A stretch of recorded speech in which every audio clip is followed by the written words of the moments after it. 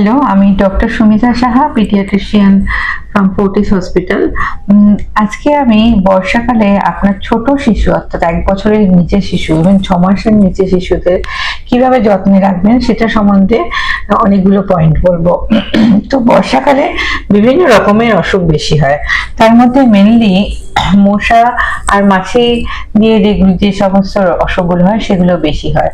সেই জন্য ভীষণ ইম্পর্টেন্ট হচ্ছে ফ্লোর গুলোকে ঠিকঠাক ক্লিন করা। বড় বাচ্চা হলে যেখানে প্লে এরিয়া সেটা, ছোট বাচ্চা হলে ইভেন যে বাচ্চা শুয়ে রয়েছে সেই বাচ্চারও ঘরে যাতে মাছি না ঢোকে সেজন্য ভালো করে ফ্লোর ক্লিনার দিয়ে ঘরটাকে পরিষ্কার রাখুন।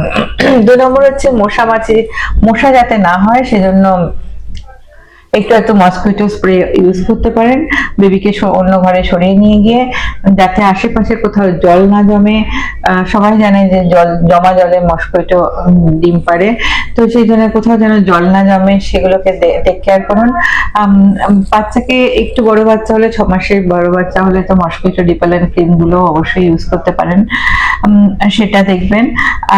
বেবিকেও ক্লিন এবং ড্রাই, বৃষ্টি পড়ছে সপ্তাহে একদিন স্নান করাচ্ছি সেটা না, বাচ্চা এই সময় কিন্তু ফাঙ্গাল ইনফেকশনও বেশি হয়।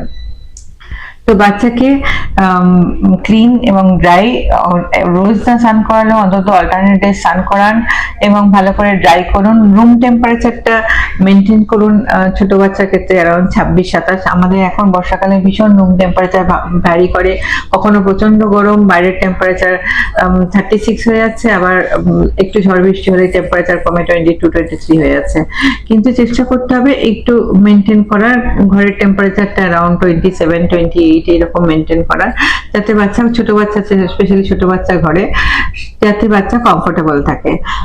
বাচ্চার এই সময় বিভিন্ন রকম বললাম ফাঙ্গাল ইনফেকশন হয়, সেজন্য ভীষণ ইম্পর্টেন্ট ময়েশ্চারাইজার লাগান বাচ্চার গায়ে এবং ন্যাপি ফ্রিকোয়েন্টলি চেঞ্জ করুন। বর্ষাকালে বাচ্চারা বেশি ইউরিন করে, তো এবং যেহেতু ময়েশ্চার বেশি সেজন্য ন্যাপি এরিয়ায় ইনফেকশন হওয়ার বেশি, র্যাশ হওয়ার বেশি চান্স থাকে।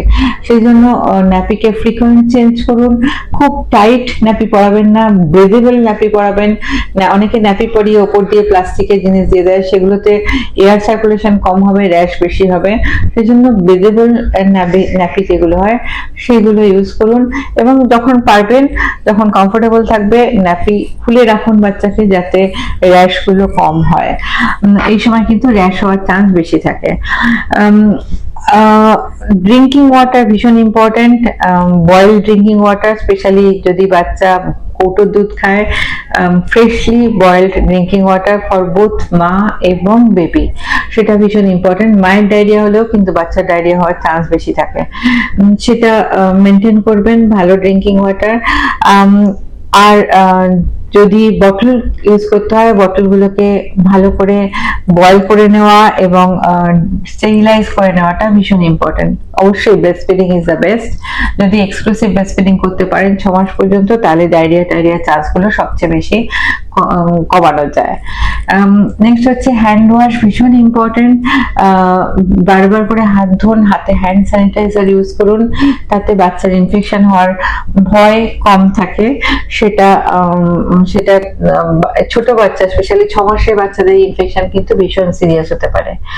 আর লাস্ট কথা যেটা বলবো, যে এই সময় ফ্লু ইনফেকশনের চান্সও বাড়ে এবং 6 মাসের ওপরে বাচ্চাদের ফ্লু ইনজেকশন দিন।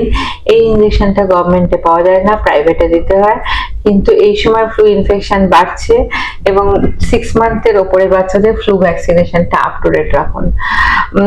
অবশ্যই জলবাহিত রোগে, বড় বাচ্চাদের জন্য জলবাহিত রোগের ভ্যাকসিন যেমন টাইফয়েড, হেপাটাইটিস এ, এগুলো গভর্নমেন্ট থেকে দেওয়া হয় না, সেগুলো দিয়ে দেওয়া ভীষণ ইম্পর্টেন্ট। এই মোটামুটি কিছু টিপস ছোট বাচ্চার জন্য মেনটেন করুন। সুস্থ থাকুন, ভালো থাকুন, বাচ্চাকে রোগের থেকে আটকে রাখুন।